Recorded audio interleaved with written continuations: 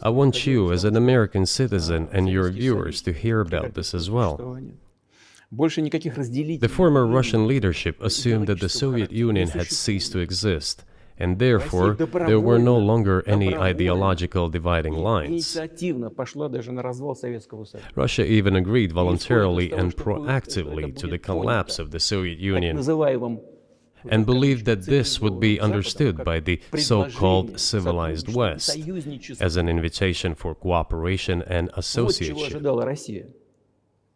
That is what Russia was expecting, both from the United States and the so-called collective West as a whole. There were smart people, including in Germany, Egon Bahr, a major politician of the Social Democratic Party, who insisted in his personal conversations with the Soviet leadership on the brink of the collapse of the Soviet Union that a new security system should be established in Europe. Help should be given to unify Germany, but a new system should be also established to include the United States, Canada, Russia, and other Central European countries. Yes. But NATO needs not to expand. That's what he said. If NATO expands, everything would be just the same as during the Cold War, only closer to Russia's borders. That's all. He was a wise old man, but no one listened to him. In fact, he got angry once. If, he said, you don't listen to me, I'm never setting my foot in Moscow once again. Everything happened just as he had said.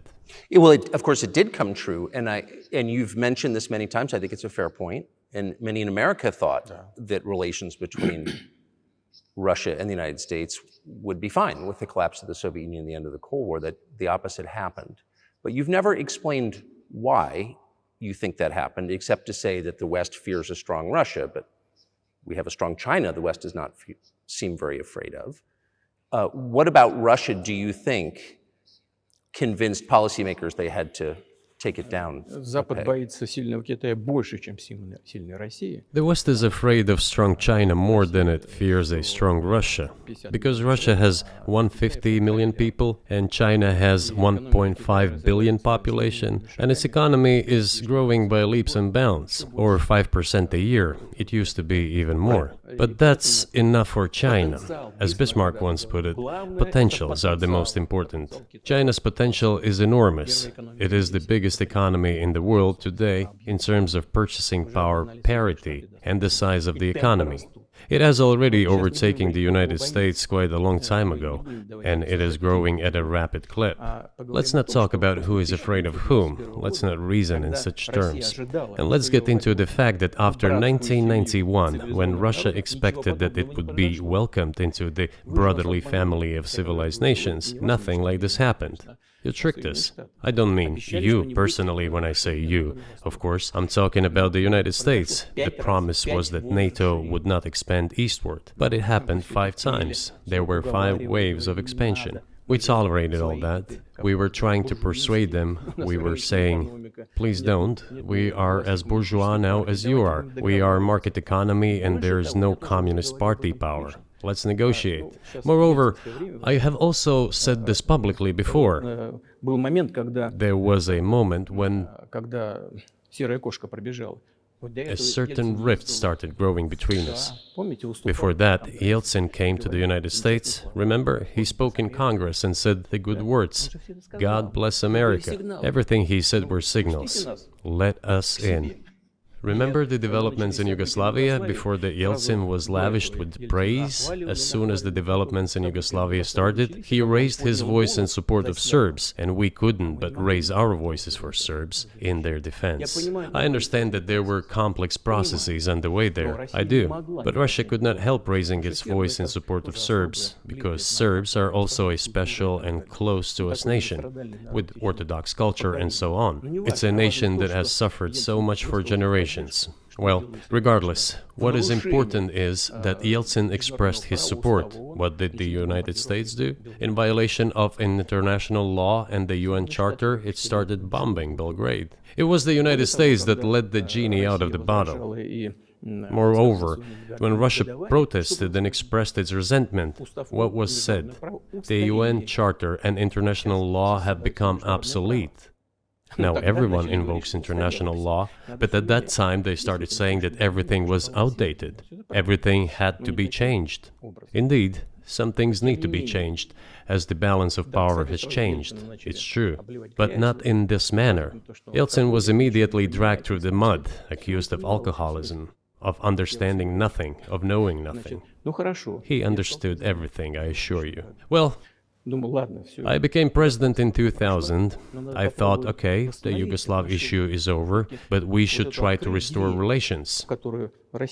Let's reopen the door that Russia had tried to go through. And moreover, I said it publicly, I can reiterate.